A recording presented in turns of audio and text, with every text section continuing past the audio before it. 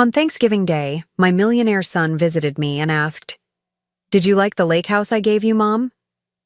In shock, I replied, "What house? I never received anything."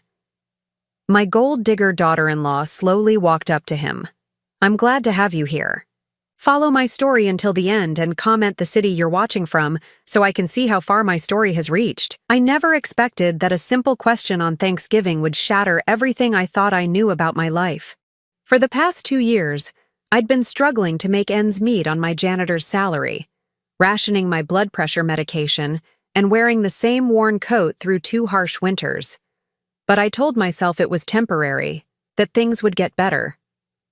My son David had built an empire from nothing. At 35, he owned a successful tech consulting firm that employed over 200 people. I was proud of him, even though our conversations had become brief phone calls about business meetings and client dinners. After his father died 3 years ago, David threw himself into work, and I understood. Grief affects everyone differently. The house felt different that Thanksgiving morning. I'd spent hours preparing his favorite dishes, even though the grocery bill would mean skipping lunch for the next week. My small kitchen barely contained all the pots and pans, but I wanted everything perfect for his visit. It had been 4 months since I'd seen him in person. When David walked through my front door, I was struck by how expensive everything looked. His watch, his shoes, even his casual sweater probably cost more than my monthly rent. Behind him walked Victoria, his wife of 3 years. She wore a cream-colored coat that looked like it belonged in a magazine, her blonde hair perfectly styled despite the November wind. "Mom, the house smells incredible," David said, hugging me briefly before stepping back to help Victoria with her coat. She smiled at me, that polished smile she always wore, but her eyes seemed to be calculating something. We sat down to dinner, and I listened as David talked about expanding his business to the West Coast. Victoria chimed in occasionally, mentioning their recent trip to Europe and the renovations they were planning for their home. I nodded and smiled, even though each detail reminded me of the growing distance between my life and theirs. Then, as I was serving the pumpkin pie, David leaned back in his chair and smiled. "Mom, I've been meaning to ask you something that's been on my mind." I set down the pie server, giving him my full attention. "How are you enjoying the lake house I gave you 2 years ago? I know you've always loved being near the water."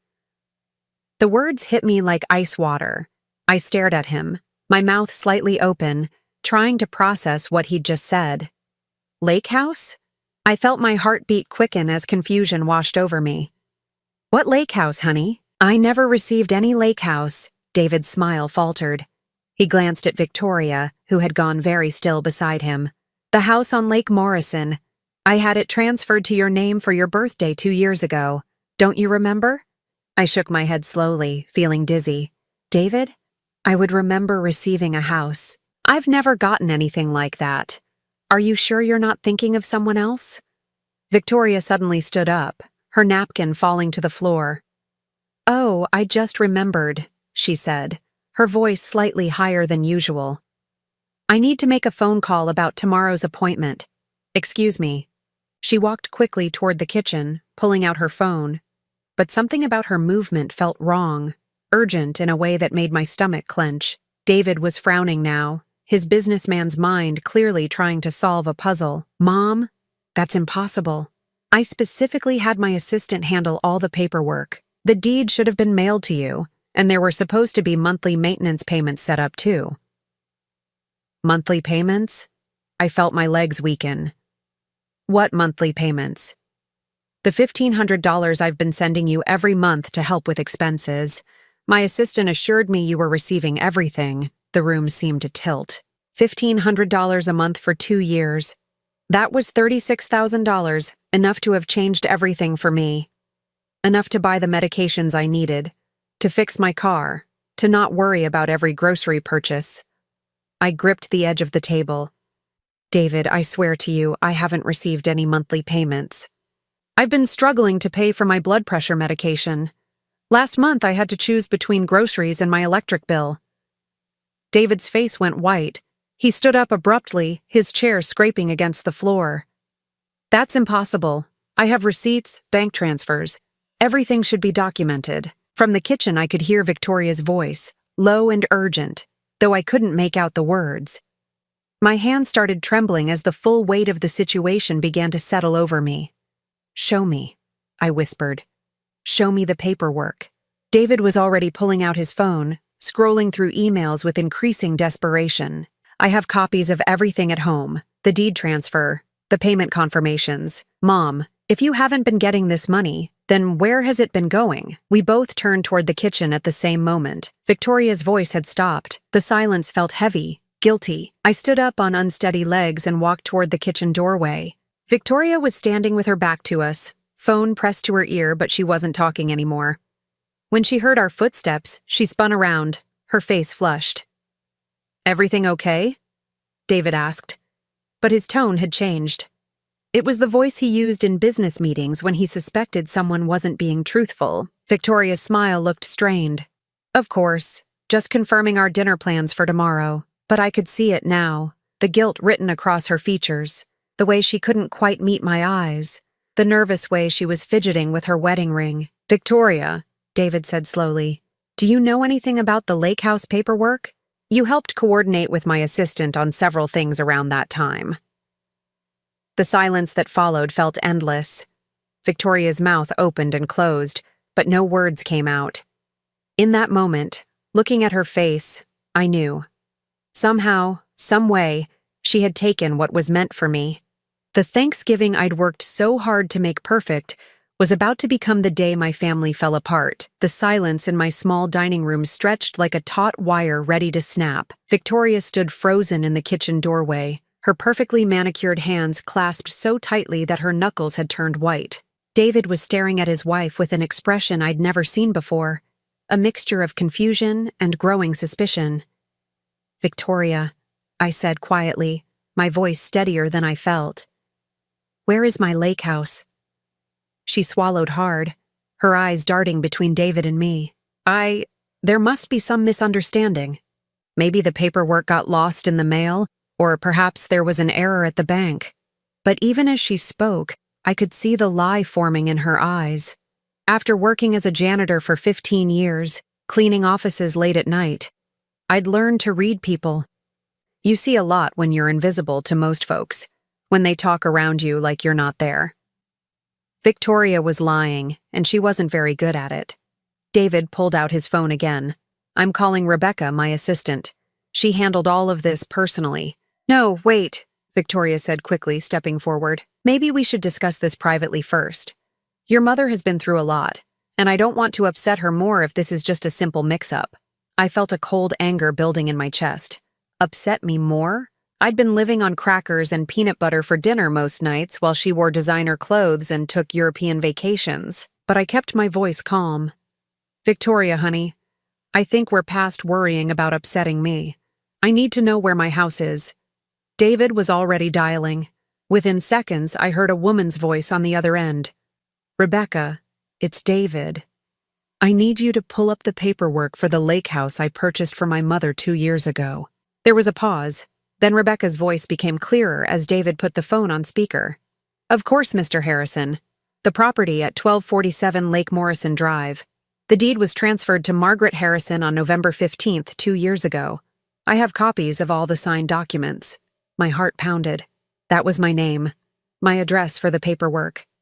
But I had never signed anything. "And the monthly payments?" David asked. "All processed as requested. $1,500 transferred on the 1st of every month to the account you specified. Account holder name Margaret Harrison, routing number ending in 4782. I felt the blood drain from my face. "I don't have an account ending in 4782. My account ends in 9156. David's eyes snapped to Victoria. "Rebecca, can you read me the full account number?" As Rebecca rattled off the numbers, I watched Victoria's face crumble. It wasn't my account. It wasn't even close. "Rebecca," David said, his voice dangerously quiet. "Who provided you with this account information?" "Your wife, sir. Mrs. Harrison called me in December 2 years ago and said there had been a change in your mother's banking information. She provided the new routing and account numbers and asked me to update all the records." The phone slipped slightly in David's hand. Victoria made a small, desperate sound in the back of her throat. "And the deed?" David continued. Where was it supposed to be mailed? To the address Mrs. Harrison provided. Let me see. 847 Maple Street, apartment 2B. I'd never lived on Maple Street. I'd been in the same small house for 10 years. David hung up the phone, and the silence that followed was deafening. When he looked at Victoria, his face was completely blank, which somehow seemed more terrifying than anger would have been. Explain, he said simply. Victoria's composure finally shattered. Tears started flowing down her cheeks, but they looked more like panic than remorse. David, you have to understand. My parents were about to lose their house. They're elderly, and my father's medical bills were bankrupting them. I just borrowed the money temporarily. Borrowed? I whispered. You mean stole. No, Victoria's voice rose. I was going to pay it back. I just needed time. And the lake house. It's not like you were using it. My family needed a place to stay while they got back on their feet. I felt something crack inside my chest. Not like I was using it? Victoria, I've been working double shifts to afford my medication. I've been eating 1 meal a day to make my grocery money stretch. I haven't been able to turn my heat above 60 degrees because I can't afford the electric bill. David was staring at his wife like he'd never seen her before. Victoria, my mother could have died. What if she'd had a medical emergency and couldn't afford treatment?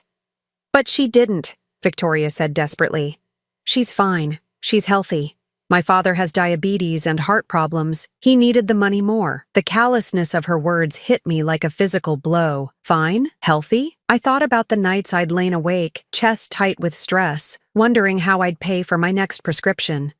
The times I'd stood in the grocery store, calculator in hand, putting items back because I couldn't afford them. Where is my house now? I asked, my voice barely above a whisper. Victoria wiped her nose with the back of her hand, her designer makeup smearing. My parents are living there. And my brother's family. They've been renovating it, making improvements. With my money, David said flatly. Victoria nodded miserably. I sank into my chair, feeling suddenly exhausted. For 2 years, I'd told myself that David was too busy to check on me regularly, that his success meant he didn't need to worry about his mother anymore. I'd been proud of his independence, even as I struggled alone. But all this time, he thought he was taking care of me. He thought I was comfortable and secure. Mom, David said, his voice cracking slightly. I'm so sorry. I thought you were okay. I thought you had everything you needed. I looked at my son, this successful man who'd worked so hard to build a better life, and I saw the little boy who used to promise he'd take care of me when he grew up. He'd tried to keep that promise, but the woman he trusted most in the world had stolen it from both of us. How much? I asked Victoria. How much of my money did you take? She was quiet for a long moment. All of it, she finally whispered. $36,000. Plus a house that was probably worth at least $200,000 more. Victoria's family had been living like kings on money that was meant to keep me from poverty. David stood up slowly, his movements careful and controlled. Victoria, pack your things. I want you out of my house tonight. David, please, she begged, reaching for him. We can fix this. I'll make it right. I'll find a way to pay your mother back. He stepped away from her touch. With what money? You haven't worked a day since we got married. Everything you have, everything your family has been living on, was stolen from my mother. I watched my daughter-in-law fall apart, and I felt nothing. No pity, no satisfaction, just a hollow emptiness where trust used to be.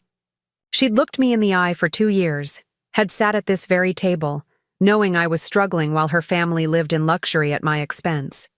As Victoria's sobs echoed through my small dining room, I realized that this Thanksgiving would indeed be unforgettable. But not because of the family gathering I'd hoped for. It would be remembered as the day I learned that sometimes the people who smile the brightest are the ones hiding the darkest secrets. After Victoria left that night, sobbing and begging for forgiveness that neither David nor I could give, my house felt different. Quieter, but not peaceful. The silence was heavy with unanswered questions and the weight of betrayal that seemed to settle into every corner. David wanted to call his lawyer immediately, but I asked him to wait. Not because I was having second thoughts about pursuing this, but because something told me we needed to know the full extent of what Victoria had done before we moved forward. Thieves rarely steal just once, and I had a feeling this went deeper than a house and some monthly payments. "Mom, you don't need to do anything," David said as he sat across from me at my kitchen table, his expensive suit wrinkled from the long, awful day. "Let me handle everything. You've been through enough." But I shook my head. For 2 years, I'd been the victim of Victoria's lies. I'd been helpless, unknowing, while she systematically robbed me of what little security I might have had. Now I knew the truth, and I wasn't going to sit back and let others handle my business. "I need to see it all," I told him. "Every document, every bank record, every piece of paperwork. I need to understand exactly what she did to me." The next morning, after David went home to change clothes and gather documents, I called in sick to work for the first time in 2 years. Mrs. Henderson, my supervisor, was surprised but understanding when I told her I had a family emergency. If only she knew. David returned with boxes of paperwork and his laptop. We spread everything across my small dining table, the same table where Victoria had sat just hours before, playing the role of the concerned daughter-in-law while hiding her crimes. The first document we examined was the deed to the lake house. My signature was there, clear as day, on a document I'd never seen before. But as I stared at it, something seemed off. "This isn't how I sign my name," I said, pointing to the signature. "Look at the M in Margaret. I always make it with a little loop at the top, but this one is just straight lines." David pulled out his phone and took a picture of the signature, then found an old birthday card I'd signed for him last year.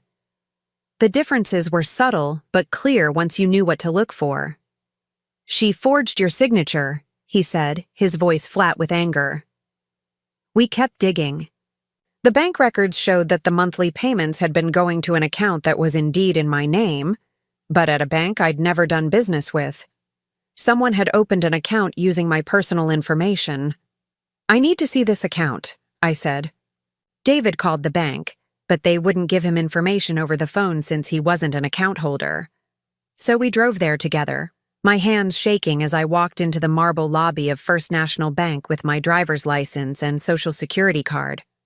The account had been opened 2 years and 1 month ago, just weeks before the first payment was supposed to go to me. The address on file was 847 Maple Street, apartment 2B, the same address Rebecca had mentioned. The phone number listed wasn't mine either.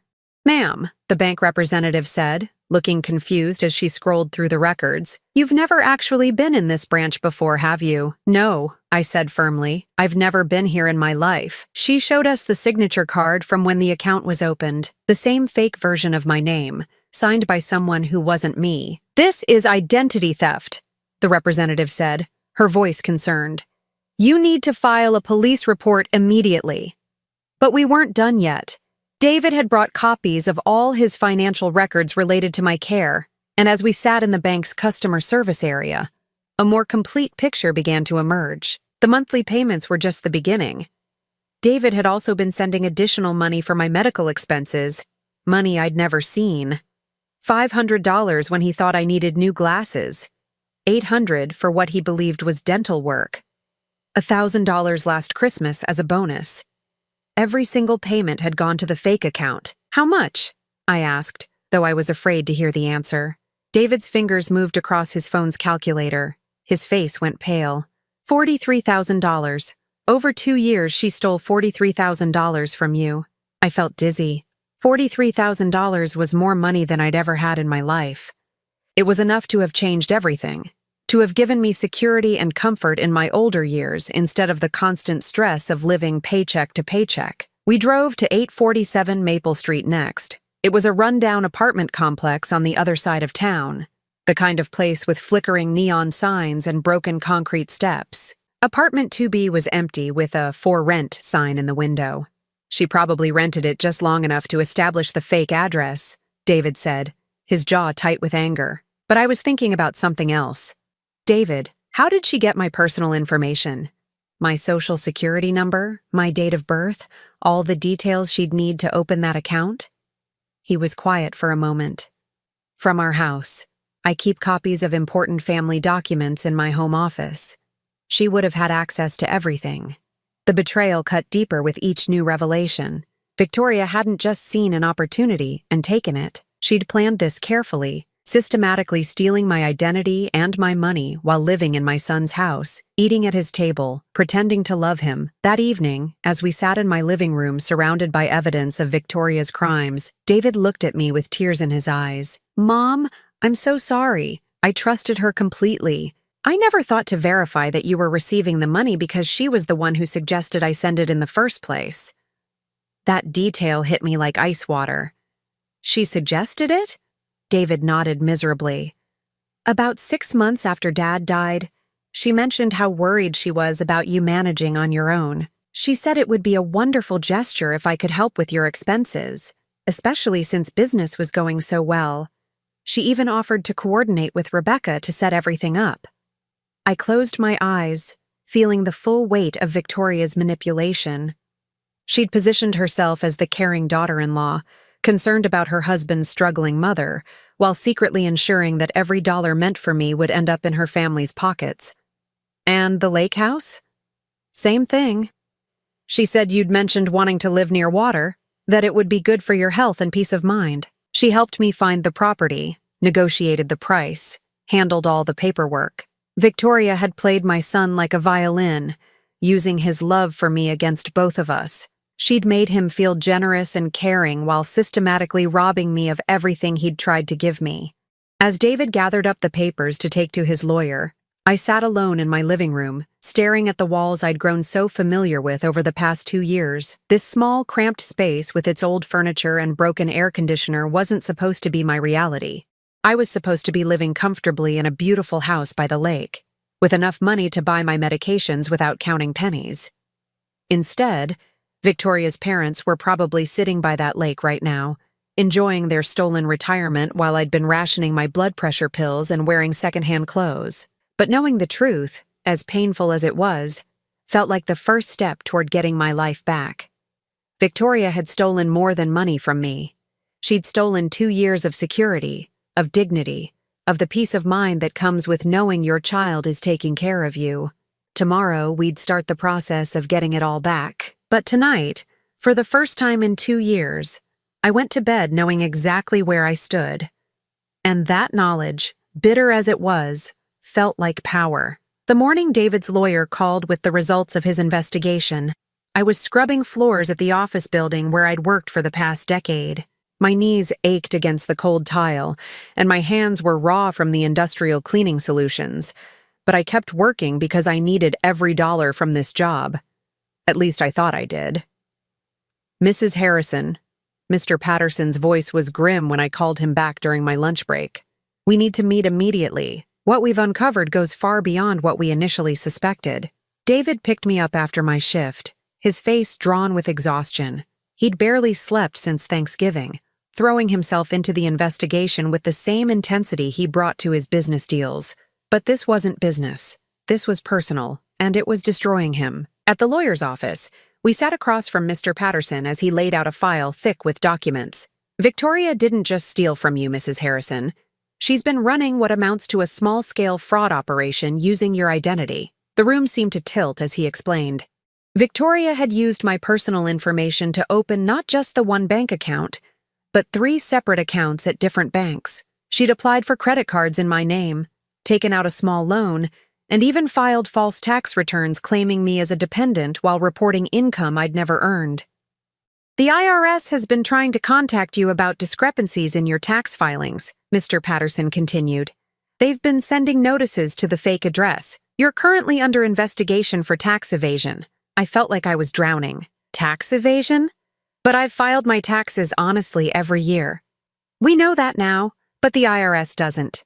Victoria has been reporting that you received the money David sent, money that you never actually got. From their perspective, you've been hiding income." David's hands were clenched into fists. "How much did she steal in total?" Mr. Patterson flipped through several pages. including the original $43,000 plus additional credit card spending, loan proceeds, and fraudulent tax refunds. We're looking at approximately $78,000. The number hit me like a physical blow. $78,000. I made $18,000 a year scrubbing floors. Victoria had stolen more than 4 years of my salary. And the house? That's where it gets more complicated, Mr. Patterson said. The property is legally in your name, Mrs. Harrison, based on the forged deed. Victoria's family has been living there, making improvements with the stolen money, and they've actually increased the property value significantly.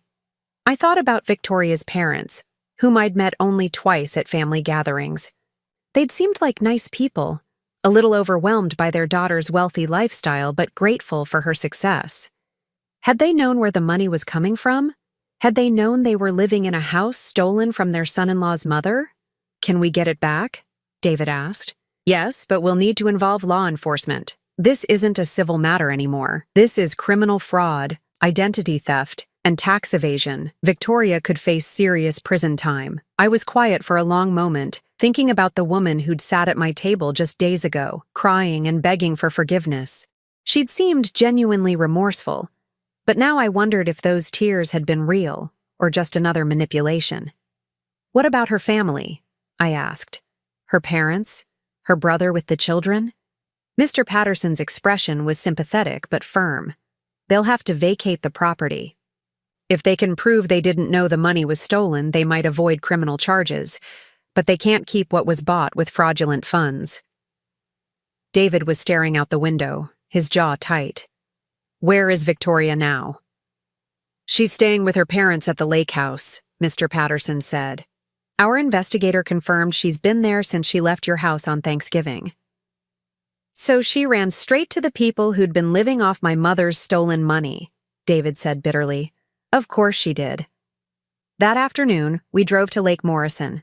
I'd never seen the house that was supposedly mine, and as we pulled into the long driveway, I gasped despite myself. It was beautiful, a sprawling ranch-style home with large windows overlooking the water, surrounded by mature trees and well-maintained gardens. This was what David had intended for me. This peaceful, comfortable place where I could have spent my retirement years watching the sun set over the lake, instead of worrying about whether I could afford my next meal. Victoria's father answered the door, his face falling when he saw David and me. Oh, he said quietly. We've been expecting you. Victoria appeared behind him, looking smaller and younger than I'd ever seen her. Her designer clothes had been replaced with jeans and an old sweater, and her face was puffy from crying. Margaret, she said, her voice barely above a whisper. I'm so sorry. I looked at her, this woman who'd smiled at me across countless dinner tables while systematically destroying my financial security, and I felt nothing but cold anger. Are you? I asked. Are you really sorry, Victoria? Or are you just sorry you got caught? She started crying again, but I wasn't moved. I'd seen her tears before, had believed in them, had even felt sorry for her sometimes when David worked long hours and she seemed lonely. I never meant for it to go this far, she sobbed. It started with just borrowing the first payment to help my parents with their mortgage. I was going to put it back before anyone noticed. But you didn't, David said, his voice like ice. You took more and more. You stole my mother's identity, filed false tax returns, opened credit cards in her name. That's not borrowing, Victoria. That's fraud. Victoria's mother had appeared in the doorway, her face streaked with tears. We didn't know, she said desperately. We thought David was just being generous, helping us through a difficult time. Victoria told us he'd insisted on buying us the house. I looked at this older woman, probably close to my age, and I saw genuine shock and horror in her eyes. She hadn't known. None of them had known except Victoria. The IRS thinks I'm a tax cheat because of what your daughter did, I said quietly. I could go to prison because Victoria filed false returns in my name. Victoria's mother gasped, pressing a hand to her mouth. Oh my God, Victoria, what have you done? But Victoria just kept crying, offering excuses and apologies that meant nothing now. She'd had 2 years to confess, 2 years to make this right, and she'd chosen to dig deeper instead. Mr. Patterson stepped forward with a briefcase full of legal documents. Mrs. Stevens, I'm going to need you and your family to vacate this property within 30 days. Everything purchased with the fraudulent funds will need to be returned or compensated for. As I watched Victoria's family absorb the reality of their situation, I felt something I hadn't expected. Relief. Not satisfaction, not revenge, just relief that the truth was finally out in the open. The police will be here tomorrow to arrest Victoria, Mr. Patterson continued. I'd recommend she turn herself in voluntarily. Victoria looked up at David with desperate eyes. Please don't let them arrest me. I'll pay everything back, I promise. I'll get a job, I'll work day and night. David shook his head sadly. With what skills, Victoria? You've never worked a day in your life. You don't even know how to work. All you know how to do is take. As we left the lake house, I turned back for one last look at the place that should have been my home for the past 2 years.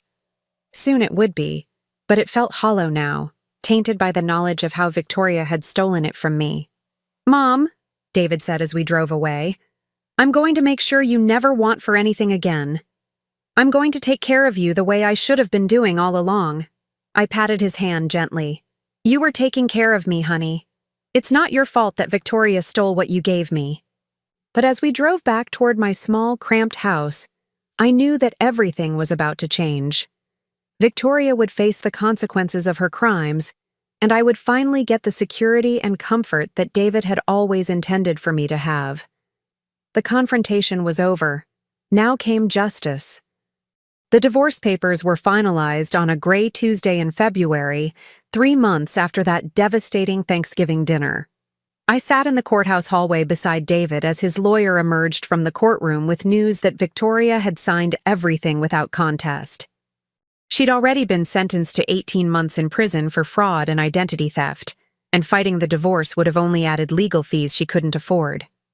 It's done, Mr. Patterson said, sitting down beside us. The marriage is dissolved. All assets purchased with stolen funds revert to their rightful owners. Mrs. Harrison, you now legally own the lake house, and all the money in the fraudulent accounts has been frozen pending full restitution. David let out a long breath. What about her family? They vacated the property last week. Her parents moved in with her brother temporarily, and they've been surprisingly cooperative. I think they're genuinely horrified by what Victoria did. I felt a strange mix of relief and sadness. Relief that this nightmare was finally ending, but sadness for the collateral damage. Victoria's parents were innocent victims too, in their own way. They'd lost their home and their savings, all because their daughter had chosen to steal instead of asking for help honestly. The weeks that followed were a whirlwind of paperwork and adjustments. David threw himself into making things right with the same intensity he'd once brought to building his business. He hired a team of accountants to untangle Victoria's fraudulent tax filings, worked with the IRS to clear my name, and personally oversaw every detail of transferring ownership of the lake house back to me. But the most important change was in David himself. The successful businessman who'd been too busy for regular phone calls became a son who stopped by every few days, who called just to check on me, who insisted on taking me to doctor's appointments and grocery shopping. You don't have to hover, honey, I told him one afternoon as he helped me pack the few belongings I wanted to keep from my old house. I'm not going anywhere. He paused in folding one of my quilts, his hands stilling on the soft fabric. Mom, I missed 2 years of your life because I was stupid enough to trust Victoria completely. I'm not missing any more. I understood his guilt, even though I didn't think he deserved it.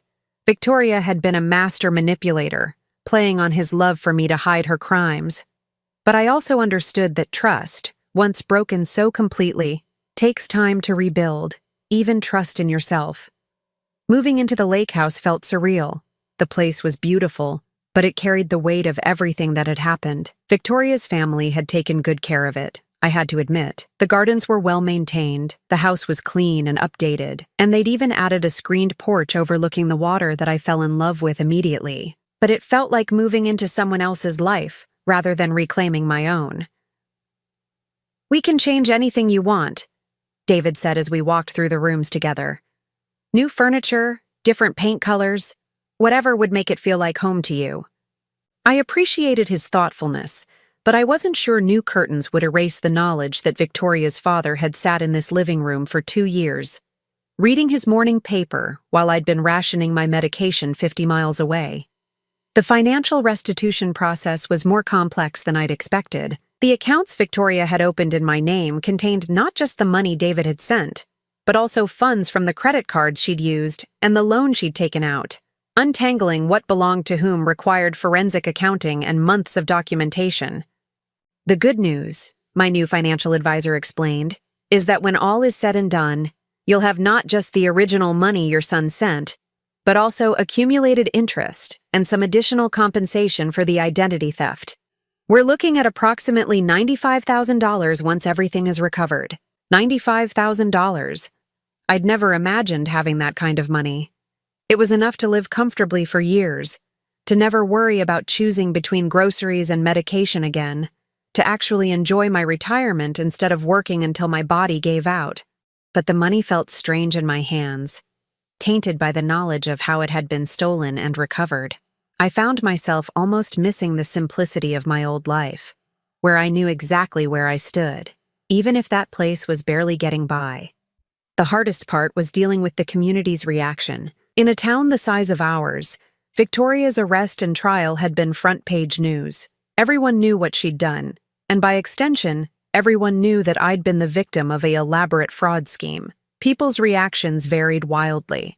Some were sympathetic, offering help and expressing outrage on my behalf. Others seemed almost suspicious, as if they couldn't believe I hadn't known what was happening. A few made comments that suggested they thought I should be grateful for the attention, as if being defrauded was somehow better than being ignored. The worst were the people who acted like I'd won the lottery instead of having my identity stolen. "Well, at least it all worked out in the end," one neighbor said cheerfully. "Now you're sitting pretty by the lake." I wanted to shake them, to explain that having your daughter-in-law systematically steal your identity and rob you for 2 years isn't something that just works out. That the money and the house came with the knowledge that someone you'd trusted had viewed you as nothing more than a source of funds to exploit.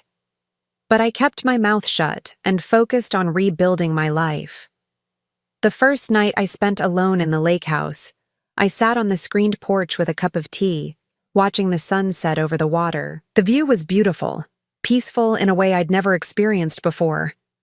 But I felt oddly detached from it, as if I were a guest in someone else's dream. My phone rang, and David's name appeared on the screen. He'd been calling every night since I'd moved in, checking to make sure I was settling in okay. "How are you feeling, Mom?" I looked out at the lake, trying to find words for the complicated mix of emotions churning inside me. "Grateful," I said finally, "and sad, and angry, and confused, sometimes all at the same time." "That sounds about right," David said softly. "You know, I've been thinking about what Victoria said that last day, about how she never meant for it to go so far. I remembered her tears, her desperate apologies. What about it? I think she was telling the truth about that part.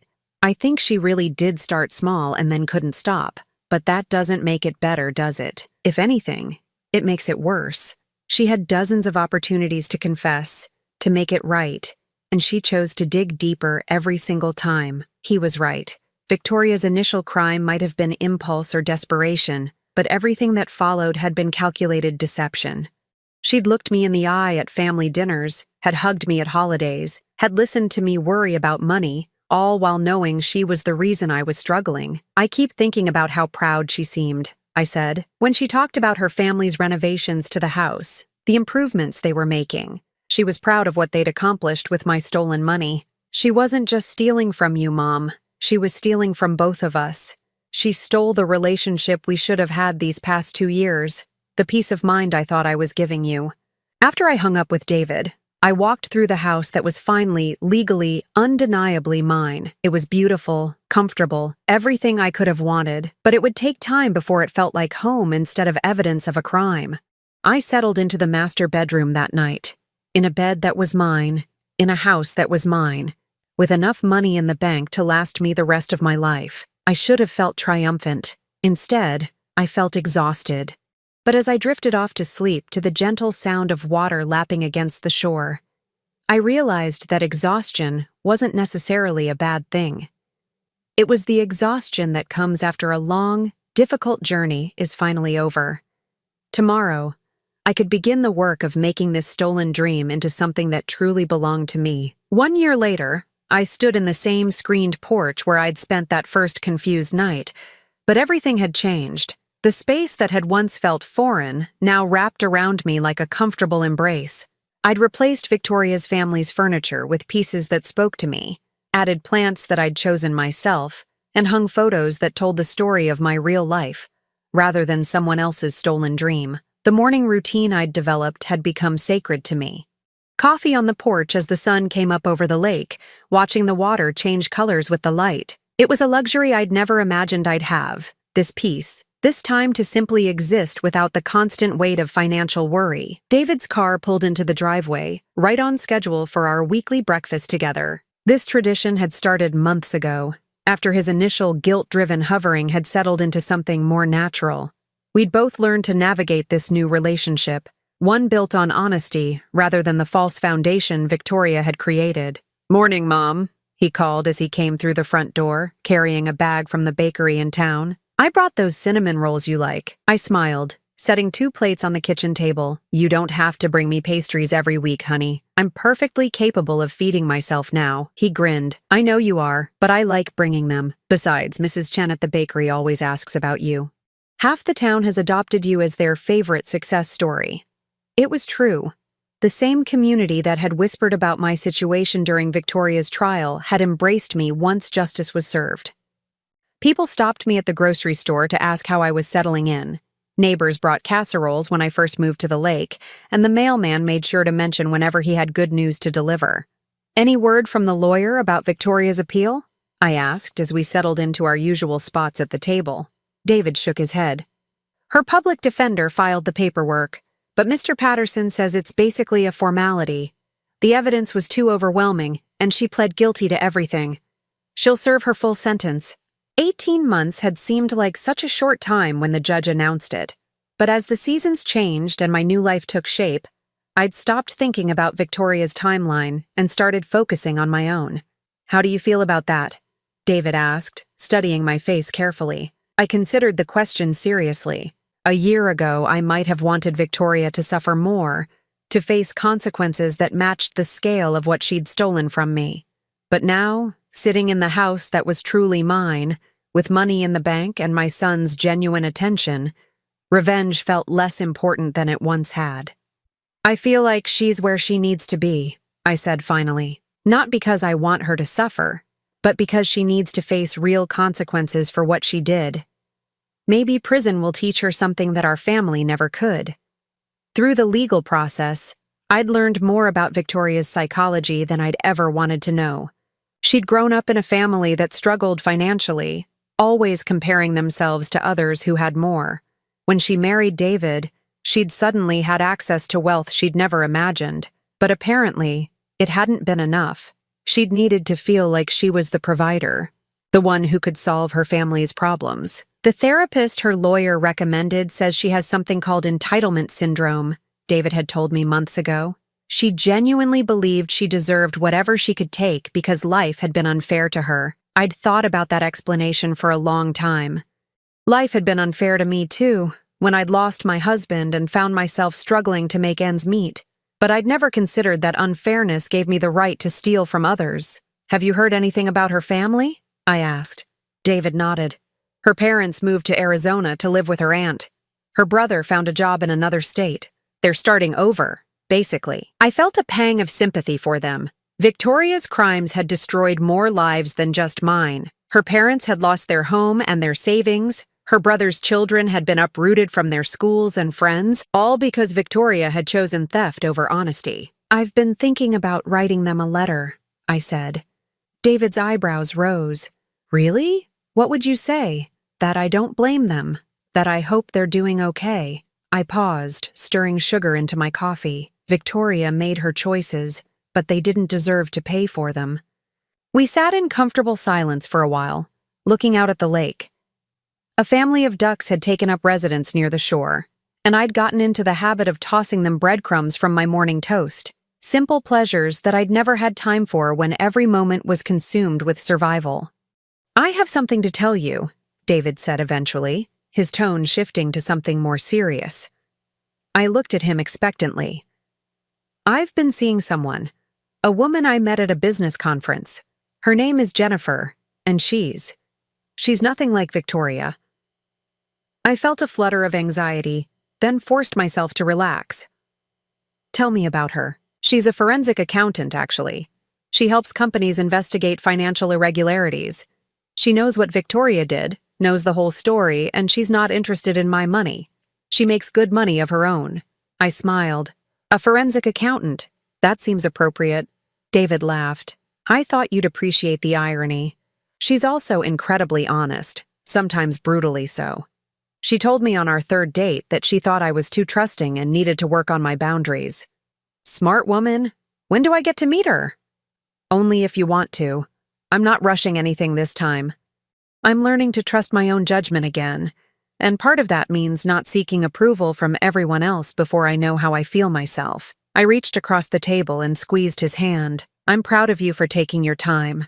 But when you're ready, I'd love to meet her." After David left, I took my usual walk around the property. The gardens that Victoria's family had planted were thriving under my care, but I'd added my own touches. A vegetable patch where I grew tomatoes and herbs, a reading nook under the old oak tree, a bird feeder that attracted cardinals and blue jays.